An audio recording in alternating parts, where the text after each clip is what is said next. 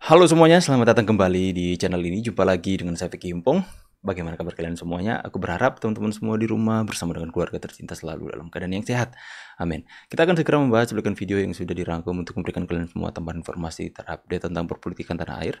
Dan tanpa perlu banyak basa-basi, kita akan segera bahas videonya yang pertama teman-teman. Let's do this, let's go. Pak Prabowo, terima kasih Pak Prabowo.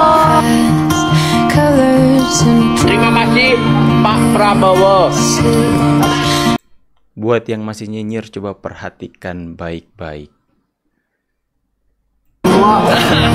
Terima kasih Pak Prabowo atas semangatnya. Saya sangat menghargai, tapi tidak perlu jangan ucapkan terima kasih kepada Prabowo. Kita di sini tidak cari nama.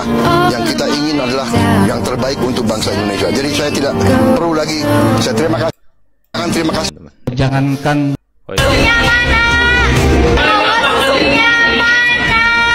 wajah anak-anak yang punya mental kufur nikmat dikasih gratis banyak protes, memalukan. Ini anak siapa? Sekolah dari mana? Wahai para guru dan orang tua, ajarkan anak-anak sejak dini arti sebuah syukur nikmat. Masih banyak orang yang kelaparan, kita dikasih nikmat lebih. Bersyukurlah jika Tuhan menurunkan musibah. Nikmat Tuhan yang mana yang kau dustakan? Ya, cerminan dari orang tuanya teman-teman. Benar ada proses ekstradisi untuk DPO tersangka perkara IKTP inisial PT. KPK saat ini bekerja sama dengan Kementerian Hukum, Kejaksaan, dan Polri untuk memenuhi syarat-syarat ekstradisi tersebut. Kita berharap syarat-syarat tersebut dalam waktu dekat dapat segera dipenuhi dan tersangka PT dapat... Ya, jadi DPO ini, EKTP Paulus Thanos ini tersangka kasus EKTP teman-teman ya. Dan pastinya kasus EKTP ini akan kembali mencuat. Dan yang menjadi ketar-ketir adalah yang dulu nama mereka disebutkan dalam kasus ini. Nama-namanya yang disebutkan oleh Nasaruddin kalau nggak salah teman-teman, ada Puan Maharani, ada Ganjar Pranowo. Apakah ini akan menjadi babak baru dalam kasus EKTP? Apakah Thanos ya, Thanos, ingat di Avenger teman-teman, akan buka suara soal ini? Coba kita nanti akan terus update beritanya ya. Lihat ini, saya akan bacakan teman-teman. Panas dingin, sebelah bakalan dibongkar Thanos semua. Kesaksian Thanos jadi jalan ungkap peran Puan, Ganjar, dan Pramono di kasus EKTP. Jadi 3 kader PDP ini disebut-sebut namanya terlibat dalam kasus EKTP yang kemarin ya teman-teman ya. Waktu itu nama mereka disebut terlibat katanya. Lewat keterangan Thanos itu juga nantinya KPK bisa memeriksa sejumlah pihak yang menerima duit panas termasuk Puan Maharani, Pramono Anung, hingga Ganjar Pranowo. Ya, saya tidak mau menuduh bahwa mereka terlibat, tapi nama mereka disebutkan, dan kalaupun terlibat atau enggak semoga bisa dibuktikan nanti teman-teman ya, kejelasannya seperti apa. Koni Rahakundini Bakri. Koni Rahakundini Bakri, seorang pakar hubungan internasional yang sering tampil di media, namun di balik itu ada banyak kontroversi yang mencuat. Mari kita kupas tuntas. Tahukah kamu bahwa nama asli dari Koni adalah Rahakundini Laskotrini? Rahakundini. Nama Bakri Aku kira Rahakundini diambil dari Sengkuni. ayahnya, Dr. Insinyur Bakri Arbi. Namun, ia bukan bagian dari keluarga besar Bakri yang dikenal sebagai konglomerat di Indonesia. Koni dikenal sebagai sosok yang seringkali asal-asalan dalam menyampaikan pendapat di media. Asbun. Bahkan Koni Asal-asalan pernah ya, asal dilaporkan bunyi. atas dugaan pelanggaran UU ITE. Dan salah satu fakta terbesar yang diarahkan kepadanya adalah keterlibatannya sebagai broker senjata. Ia disebut-sebut berperan dalam pengadaan alat utama sistem persenjataan Alutsista ya. untuk negara-negara yang sedang berkonflik. Ia juga pernah menyebut adanya Mr. M, sosok yang ia klaim sebagai Mafia alutsista di Indonesia. Tapi hingga kini, identitas atau bukti terkait sosok ini tidak pernah diungkap. Menjadi tugas Kemhan sebenarnya bersama KPK dan aparat terkait untuk menggunakan seluruh perangkat yang dimiliki, membuka siapa saja Mr. M yang dimaksud. Sekali lagi Pak ya, membuka siapa saja Mr. M yang dimaksud. Koni seringkali memberikan pernyataan-pernyataannya seringkali memicu polemik di masyarakat. Ya. Banyak yang mempertanyakan kredibilitas klaimnya karena minimnya bukti yang kuat.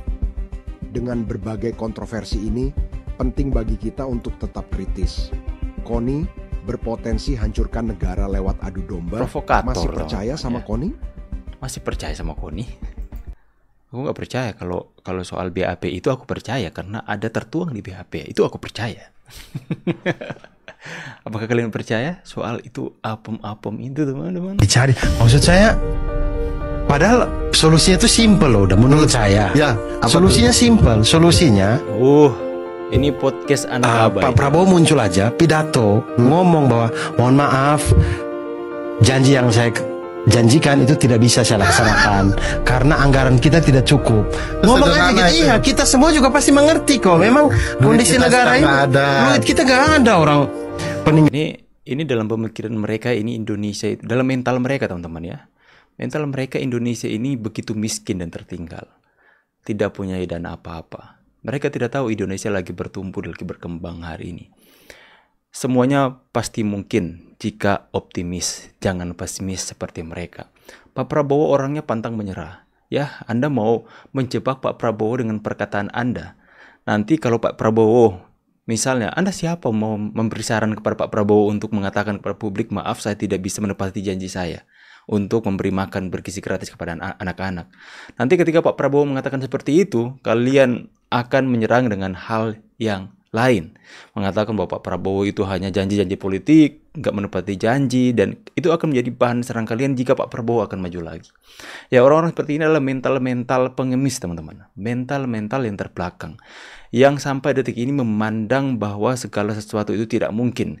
Memandang bahwa Indonesia ini terlalu miskin untuk memberi makan anak-anak mereka. Di satu sisi, di kampung halaman siapa namanya ini? Aku nggak terlalu kenal ini. Abdur ke siapa ya? Ya.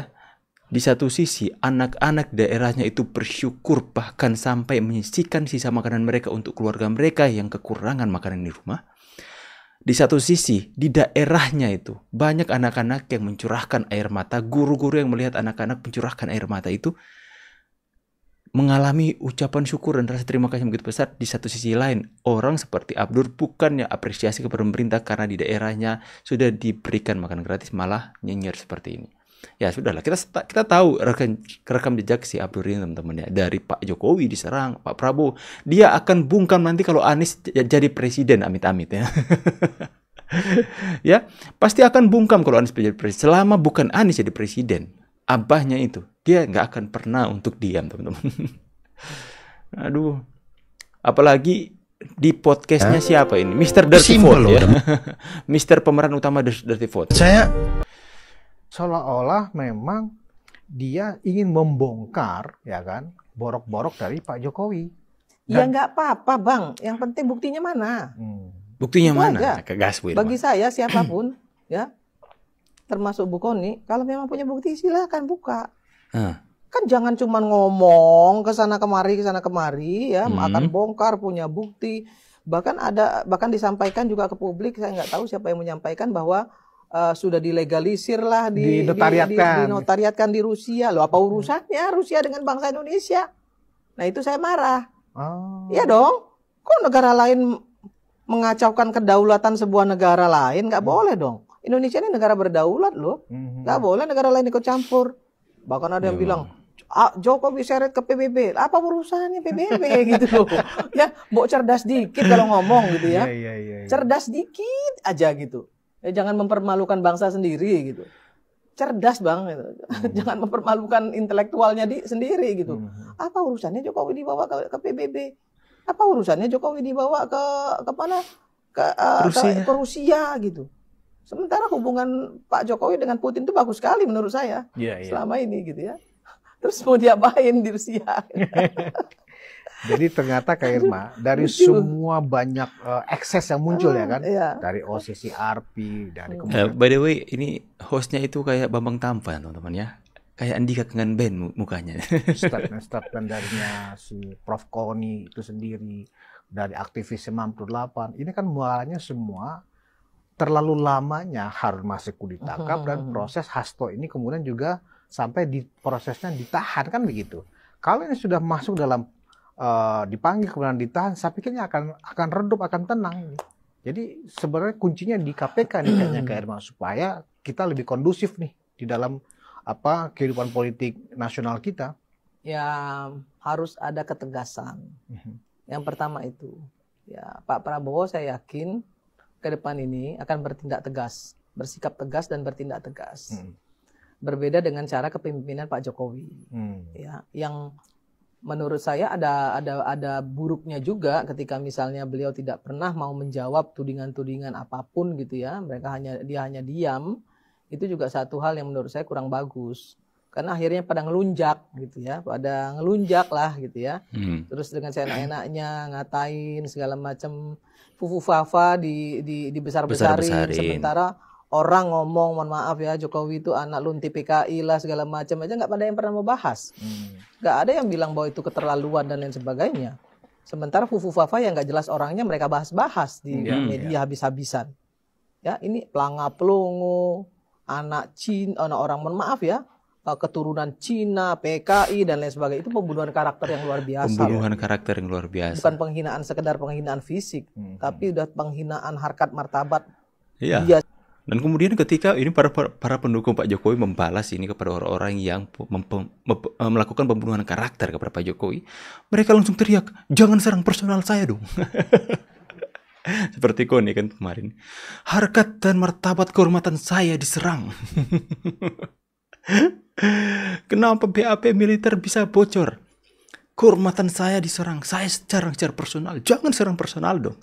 Tapi dia itu membunuh karakter Pak Jokowi, Bu Iriana dengan pernyataan-pernyataannya yang buktinya tidak ada kejelasan sampai detik ini. Ya, jadi di sini saya pikir masyarakat Indonesia bisa melihat siapa yang pantas dibela dan terserah kalian teman-teman. Kalian mau ada di barisan orang-orang yang suka menghujat orang lain, membicarakan keburukan orang lain sekalipun itu mungkin tidak benar. Kalian mau ada di barisan orang-orang yang suka maki-maki orang lain. Kalian mau ada di barisan orang-orang yang suka mengolok-olok orang lain. Apakah kalian mau ada di barisan orang yang sekalipun dirinya dihina, dijatuhkan, dibunuh karakternya, itu tetap diam, senyum, dan memaafkan? Saya terserah mereka mau katakan apa kepada saya. Mau katakan Pasar Mulyono kek, ternak Mulyono kek, mereka mau katakan saya peliharaan Mulyono kek, saya nggak apa-apa. Yang penting saya berdiri dan stand with the right chosen, teman-teman, kepada orang yang benar-benar terbaik untuk saya pilih. Ya ya itu kan logikanya sederhana. Kita dari kecil, dari SD diajarkan untuk bagaimana kita bisa memiliki akhlak budi pekerti yang baik. Jadi kalau kalian sudah jelas-jelas orang itu suka mencaci maki dan menjatuhkan orang lain dan kalian masih ada di sana, itu harus pertanyakan akhlak dan budi pekerti kalian. Ya. Karena satu saat nanti mungkin saja kalian yang akan bicarakan keburukan kalian. Satu saat nanti mungkin kalian yang akan dijatuhkan. Jadi lebih baik saya ada di orang yang tetap sabar, tapi melakukan banyak kebaikan, tidak membalas kejahatan dengan kejahatan, malah membalas kejahatan dengan kebaikan. Itulah teman-teman ya, kita harus bisa berdiri di tempat di mana kita pandang itu adalah sesuatu hal yang baik dan benar. Ya, karena sangat terlihat jelas loh teman-teman ya, di mana orang yang suka memfitnah, mengancam, kan sangat jelas kita lihat. Semoga pembahasan kita hari ini itu bisa memberikan sesuatu kepada kalian semua ya. Ya, mereka keluar-keluar, semua orang juga bisa keluar-keluar, tapi tidak semua orang bisa membuktikan apa yang diperkatakan ya teman-teman.